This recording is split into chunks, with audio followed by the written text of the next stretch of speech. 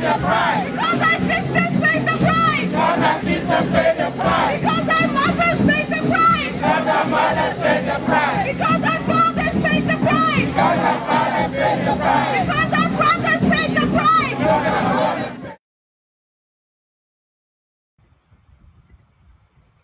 Muito bom dia, boa tarde para quem é de boa tarde e boa noite para quem é de boa noite. Este é o Washington Fora de Horas da Voz da América. Eu sou a Mayra de La Salette e, como sabem, nós continuamos em confinamento obrigatório devido às medidas de prevenção contra a Covid-19.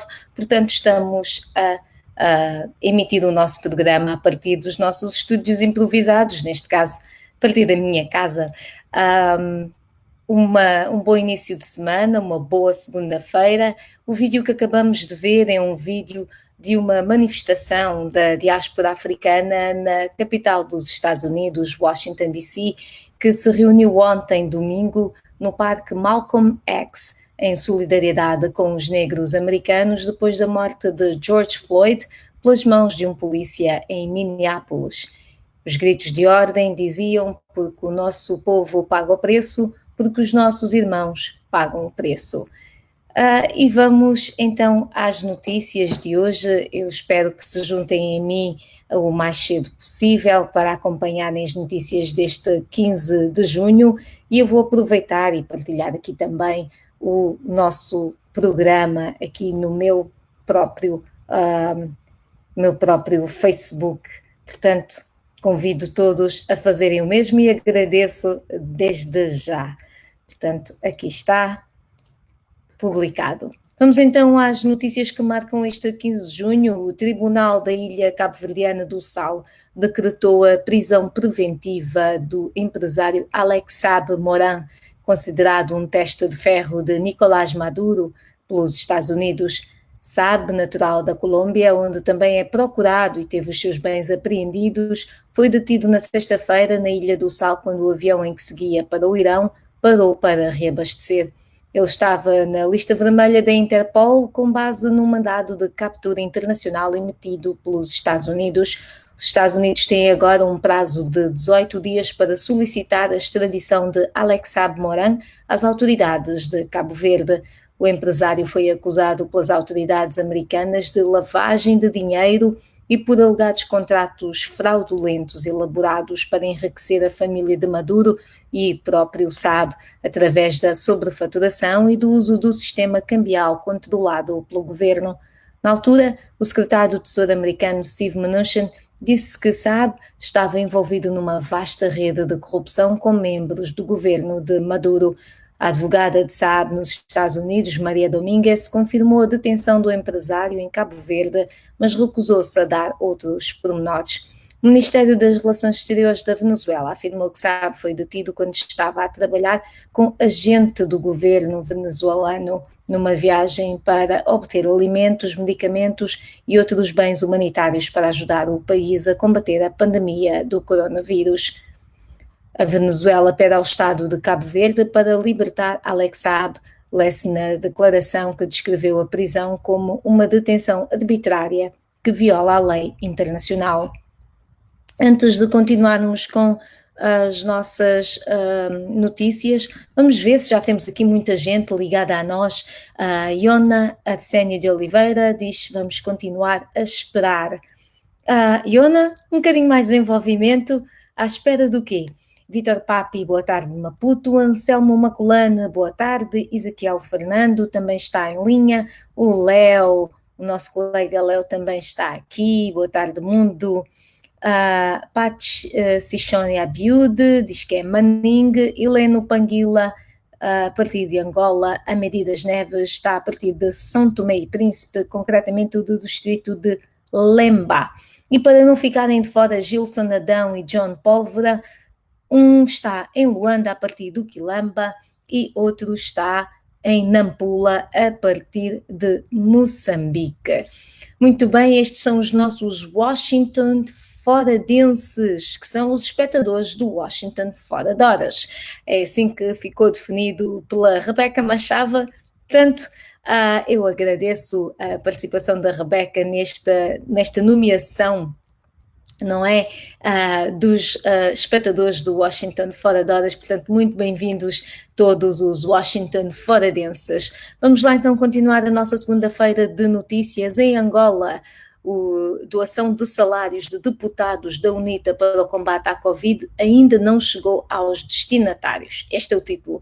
Em abril, os deputados do MPLA, no poder, prometeram doar 25% dos seus salários para ajudar na luta contra a Covid-19, enquanto os do maior partido da oposição, a UNITA, disseram ter decidido oferecer metade dos seus vencimentos para o mesmo fim.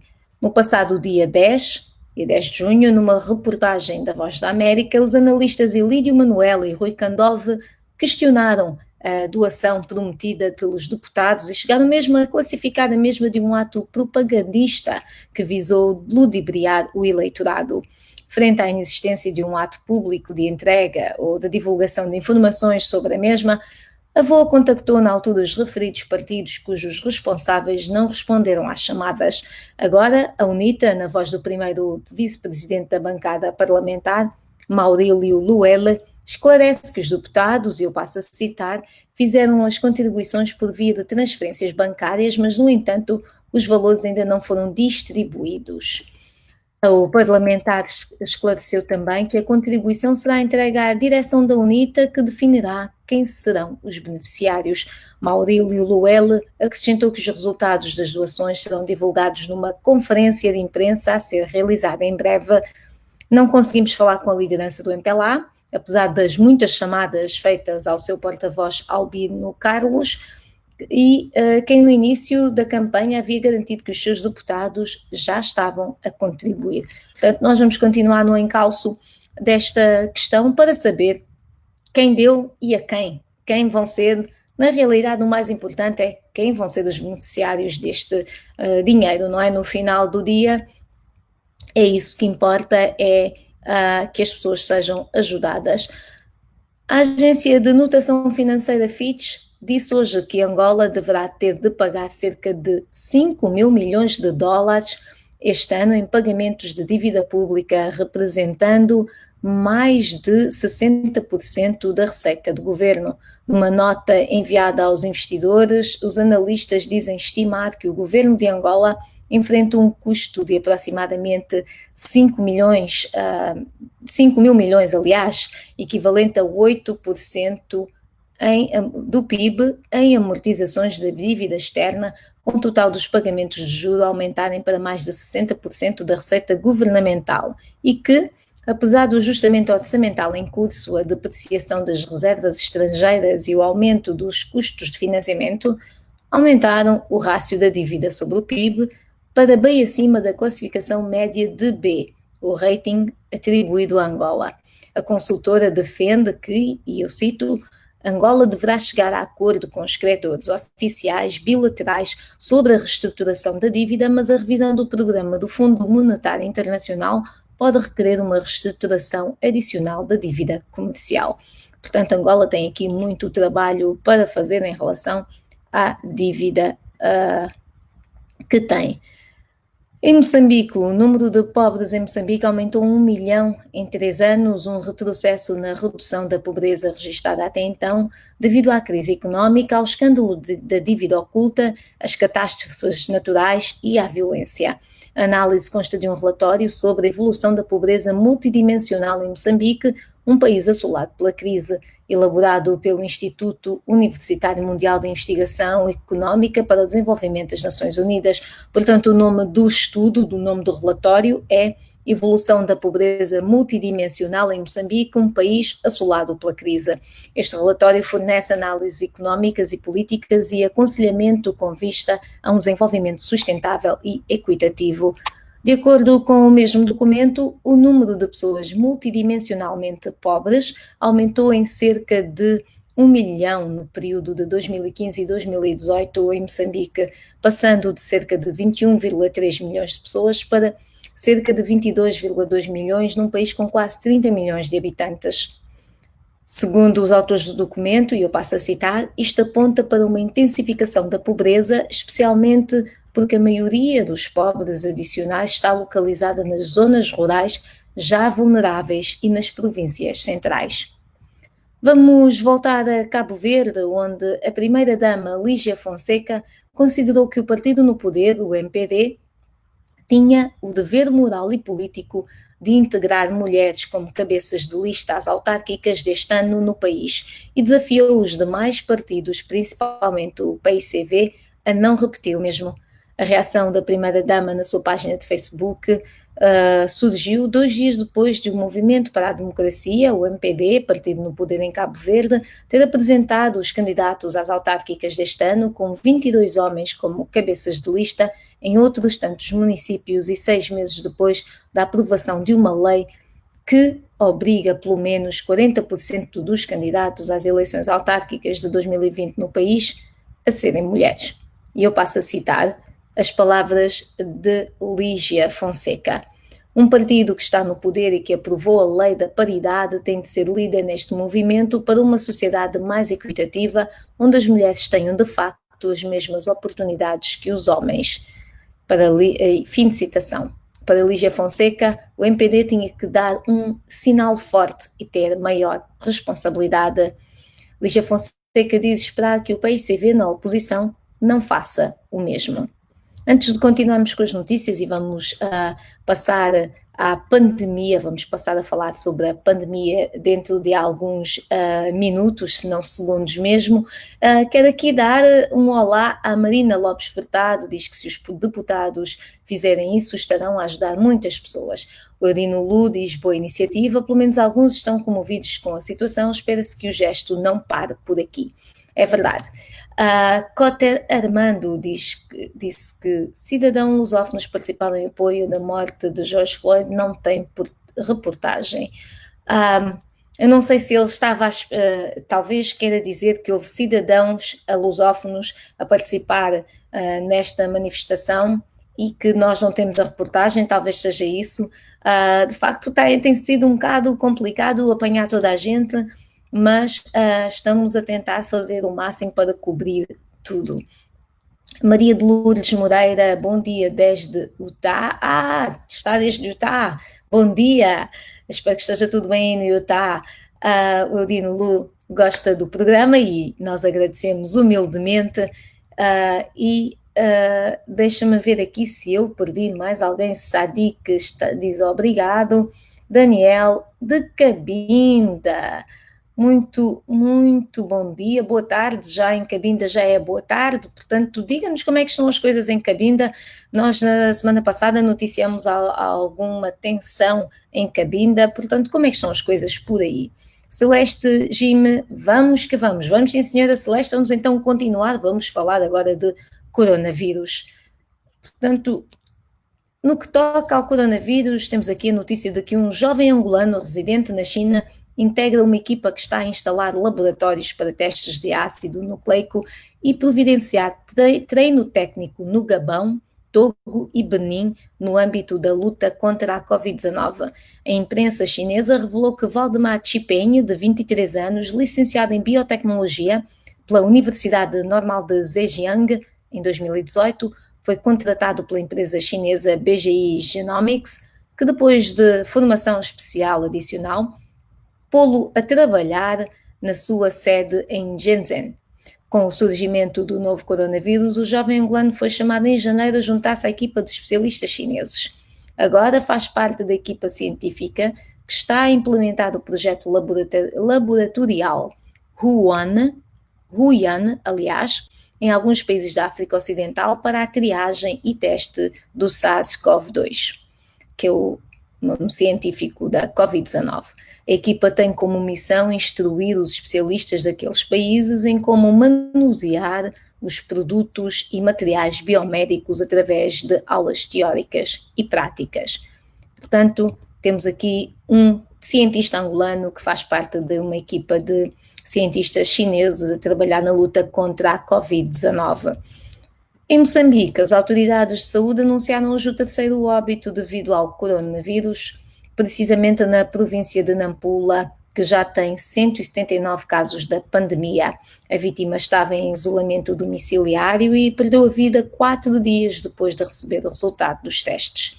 A partir de amanhã, o Ministério da Saúde vai realizar 8.000 testes seroepidemiológicos rápidos para a Covid-19 na cidade de Nampula, para apurar a exposição ao novo coronavírus e travar a transmissão comunitária. O diretor-geral adjunto do Instituto Nacional de Saúde de Moçambique, Eduardo Samugudo, esclareceu, no entanto, que o teste seroepidemiológico não detecta a presença do coronavírus, mas apenas a existência de anticorpos que mostram que a pessoa esteve exposta ao vírus. A escolha da cidade de Nampula, explicou, deve-se ao facto de ser o primeiro local a registrar transmissão comunitária em Moçambique e com uma propagação acelerada de casos de Covid-19. Moçambique já tem 583 casos positivos. Os demais países não atualizaram os dados hoje. A Guiné-Bissau continua com 1.460 casos acumulados, Cabo Verde 750, São Tomé e Príncipe 659 e Angola 138 casos. Em todo o continente, o número de mortes subiu para 6.464, mais 220, aliás, nas últimas 24 horas, em cerca de 242 mil casos. Portanto, neste momento, o número mais atualizado que temos é que em todo o continente africano há 242 mil casos. Em todo o mundo, os Estados Unidos continuam a liderar o número de casos e de mortes por Covid-19, com mais de 2 milhões infectados e mais de 115 mil mortes. O Brasil vem logo a seguir e eu convido a ver uma reportagem no nosso website sobre como São Paulo está a tentar lidar com este número tão alto de mortes, removendo as ossadas de pessoas que já tenham morrido há 3 anos, para dar lugar então às pessoas que estão a morrer agora vítimas da Covid-19. Vá ao nosso website www.voportugues.com/Brasil. E é sobre o Brasil que vamos continuar a falar. A ativista Sarah Winter foi presa pela Polícia Federal em Brasília na manhã desta segunda-feira por ordem do juiz do Supremo Tribunal Federal, Alexandre de Moraes. Winter é líder do Grupo 300 do Brasil, de apoio ao presidente Jair Bolsonaro. A prisão ocorre dentro do inquérito que investiga o financiamento de protestos antidemocráticos e não tem relação com a investigação sobre a produção de notícias falsas, as tais fake news. Ao todo, 6 pessoas foram presas. As identidades dos outros 5 detidos não haviam sido divulgadas até a publicação desta reportagem. Esta é uma notícia em desenvolvimento e que poderá seguir no nosso website também, www.voportugues.com/Brasil. E vale a pena lembrar que ontem à tarde cerca de 30 apoiantes de Bolsonaro lançaram fogos de artifícios contra a sede do Supremo Tribunal Federal, voltaram a pedir o encerramento do Tribunal e do Congresso e pediram um golpe militar. Um apoiante do presidente e antigo funcionário do governo foi detido por ter incentivado os ataques.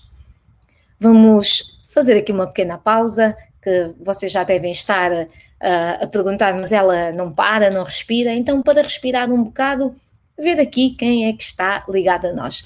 É verdade, eu normalmente tenho o telefone ao pé, que é para não ter que estar constantemente a virar a cara e até parece mal. Então, eu vou ter aqui o telefone mais ou menos à minha frente, para ver quem é que está ligado ao nosso programa. Leocádia Dias, há muito tempo, Leocádia. Como estão as coisas em Paris? Muito obrigada por se juntar a nós.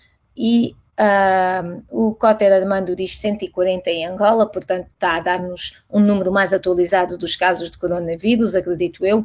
Serito Carimo, boa tarde, estou ligada a partir de Moçambique, em Maputo. E Peter Mário está em Nampula que tem o maior número, tem um número elevado de casos e onde a propagação está a acontecer mais rapidamente, é em Nampula, em Moçambique. Vamos ver aqui também quem mais é que está por aqui. Acho que não me falta mais ninguém, não falhei ninguém. Acho que não. Nezira Sofia Deus está a ver o nosso programa. Olá, Nezira. Gosto muito da Anzira, espero que ela esteja a gostar também do nosso programa. Vamos então continuar com as notícias. Nós temos ainda muito mais para falar, temos mais um vídeo para mostrar, portanto, vamos lá avançar. Aqui nos Estados Unidos, ou relações entre os Estados Unidos e a Rússia. Um tribunal russo condenou o americano por espionagem e condenou a 16 anos de prisão. O ex-fuzileiro naval dos Estados Unidos, Paul Whelan, foi condenado nesta segunda-feira a 16 anos de prisão por espionagem na Rússia, um caso que pode prejudicar ainda mais as relações entre os dois países. O juiz determinou que Whelan, de 50 anos, deve cumprir a pena num campo com regime fechado. O ex-fuzileiro naval voltou a alegar inocência e pediu ao presidente americano Donald Trump uma intervenção ao seu favor. O embaixador dos Estados Unidos em Moscovo, John Sullivan, expressou a sua indignação pela sentença e alertou que terá impacto negativo a nível diplomático. Na Nigéria, os médicos dos hospitais públicos iniciaram hoje uma greve para exigir melhores condições de trabalho, mantendo-se a trabalhar os clínicos dos centros de tratamento de doentes com Covid, anunciou a Associação da Classe. Portanto, há greve, as únicas pessoas que estão a trabalhar são as pessoas que estão a trabalhar com pacientes da Covid-19, aliás. A Associação Nacional de Médicos Residentes decidiu iniciar a greve geral até nova ordem, da qual apenas os centros de tratamento da Covid-19 estão isentos. O sindicato denuncia o que considera uma série de falhas do Estado, incluindo o fornecimento totalmente inadequado de equipamento de proteção e exige subsídios de risco para quem trabalha com doentes com Covid-19. Ainda falando de doenças e de uma outra doença que já assola o continente africano e em especial a República Democrática do Congo há muito tempo, é o ébola. As autoridades da República Democrática do Congo anunciaram hoje mais 17 casos de ébola no novo surto na província ocidental de Equador, dos quais 11 terminaram em óbitos. O Instituto Nacional de Pesquisa Biomédica disse no seu comunicado diário que há mais 14 casos confirmados de ébola e 3 casos prováveis desde o surgimento do primeiro na cidade de Mbandaka a 1 de junho. Vamos até às Filipinas, onde a jornalista Maria Ressa foi declarada culpada de ciberdifamação nesta segunda-feira por um tribunal de Manila e pode receber uma pena de até 6 anos de prisão num julgamento que organizações de defesa da liberdade de imprensa consideraram uma tentativa de silenciar a oposição ao presidente Rodrigo Duterte. A jornalista saiu do tribunal em liberdade para aguardar a análise de um recurso de apelação. Maria Ressa, de 56 anos, é cofundadora do site de notícias Rappler, alvo de várias investigações judiciais depois de publicar textos críticos à administração de Duterte, em especial a respeito da sua polémica e violenta política de combate ao narcotráfico. Em 2018, Maria Ressa foi considerada uma das personalidades pela revista Time.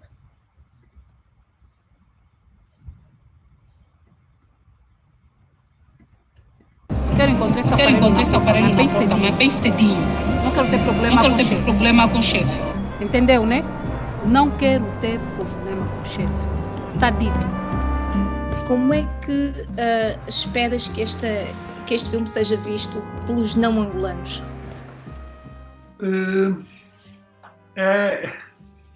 Quer dizer, eu tenho ficado muito surpreendido com as reações do filme e as pessoas ficam sempre muito espantadas com o universo construído e com não saber se o filme... Porque isso foi outra coisa que eu também apercebi-me ao longo das exibições, é que muita gente não percebe se isto é Luanda agora, se é Luanda antigamente, se é Luanda no futuro. E eu a primeira coisa que eu digo sempre às pessoas, não, isto é Luanda agora, não tem nada, não tem... Tipo, a nível de decoração, a gente não mudou praticamente nada. E isso fez-me muito também pensar como é que é a nossa baixa da cidade, né? Porque normalmente a gente só vê muito a parte da Marginal, que parece um Dubai, parece uma cidade super moderna, mas, na verdade, a rua atrás da Marginal, que é exatamente onde a gente gravou, que é na Rua Rainha Ginga, é uma rua que está perdida no tempo e no espaço. Este era Fradik, ele é autor do filme Ar-Condicionado, que eu aconselho vivamente toda a gente a assistir. Ar-Condicionado retrata uma Luanda real, num filme sobre condições e condicionalismos, uma cidade de invisíveis, mas essenciais. Um resgate das memórias de uma cidade intensa, paradoxalmente moderna e perdida no tempo, como disse Fradik. É um filme ar-condicionado, onde os ar-condicionados caem, sem saber muito bem porquê. Portanto, eu convido-vos não só a ver o filme, como também a ver a nossa entrevista alargada com Fradik, que está disponível no nosso canal do YouTube, e se quiserem sempre saber se nós temos assuntos de reportagens, entrevistas, programas atualizados no YouTube, basta subscrever o canal. Vai a YouTube, escreva Voa Português, subscrever, e sempre que houver uma novidade vai receber uma notificação a dizer já está disponível. Portanto, poderão ver a reportagem alargada sobre este filme, mais detalhes do que o filme conta nesta cidade de Luanda, e eu tenho a certeza que vão gostar. Vamos então agora falar de trendings. O que é que está trending? Vamos começar pelo Twitter. A famosa cantora Barbra Streisand está trending no Twitter. Nunca mais se ouviu falar em Barbra Streisand, mas hoje, dia 15 de junho, Barbra Streisand é assunto no Twitter, porque ela doou ações da Disney à filha de George Floyd, um americano negro morto por um polícia branco em Minneapolis a 25 de maio. Este foi um caso que causou revolta em todo o país e provocou, junto de várias celebridades, a vontade de se juntarem a causas contra a injustiça social e o racismo sistémico nos Estados Unidos. Aliás, desde então, várias manifestações têm sido levadas a cabo, um pouco por todo o país. Gianna Floyd, de 6 anos, filha de George Floyd, usufrui agora dividendos da Disney por via desta doação de Barbra Streisand. No Google, mais de 1 milhão de pesquisas foca-se na morte do ator de Bollywood Sushant Singh Rajput. O ator de 34 anos foi encontrado na sua casa em Mumbai e a polícia acredita ter sido suicídio.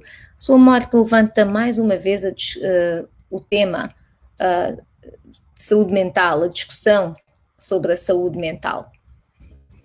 No Facebook, a publicação do TMZ sobre o aniversário do presidente Donald Trump está trending. O TMZ publicou um link com a descrição de que o Twitter tornou popular a hashtag All Birthdays Matter, todos os aniversários importam, em honra do aniversário do presidente Trump, que foi a 14 de junho, e nesse dia ele fez 74 anos. A publicação valeu à página do TMZ 1.800 partilhas, mais de 3.000 comentários e mais de 10.000 reações.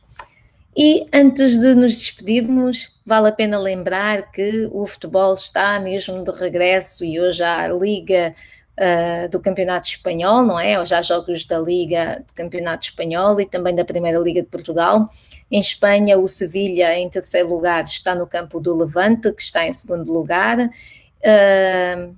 Desculpem, o Levante está em 12º lugar, o Sevilha está em terceiro, em 12º está o Levante, com quem o Sevilha vai jogar, e a liderar a tabela continua o Barcelona, que bateu o Palma de Mallorca por 4-0 no sábado passado, e o Real Madrid vem logo a seguir, que também deu assim uma goleada em casa ao Eibar 3-1. O Barcelona volta a jogar amanhã. Em Portugal, o Marítimo recebe hoje o Gil Vicente. Este fim de semana, a salientar a derrota do Sporting Braga frente ao Boa Vista. Portanto, o Boa Vista foi à casa do Sporting Braga e ganhou por 1-0. Amanhã o Porto, que está na liderança da tabela, com mais 2 pontos que o Benfica, joga no campo do Desportivo das Aves. Na Alemanha, o Bayer Leverkusen empatou ontem no campo do Schalke, a 1-0. O Bayern está agora em 4º lugar no campeonato, o Bayer Leverkusen, aliás, e o campeonato é comandado pelo Bayern de Munique, que tem mais 7 pontos que o Borussia Dortmund, que está em segundo. Em Itália, lembrar que na final da Copa Itália vai estar Napoli e Juventus. A Juventus que ontem, aliás, empatou com o Milão e o Cristiano Ronaldo falhou um gol, falhou um penalti, aliás, o que ainda assim não prejudicou a qualificação da Juventus, que vai então enfrentar o Napoli na Copa da Itália. Vamos também ter o regresso da Premier League na quarta-feira, o campeonato inglês. Vai ser Manchester City contra Arsenal. O Manchester City está em segundo lugar, o Leicester está logo a seguir e o Arsenal está em nono lugar. Portanto, este foi o nosso Washington Fora de Hora, está mesmo na hora de ir embora. A Leucada diz que em matéria de tempo, portanto, o sol está lindo, maravilhoso, mas a nível social está péssimo em Paris. Grande beijinho e muito obrigada por nos informar o que se passa nessas regiões do mundo, principalmente África e Brasil.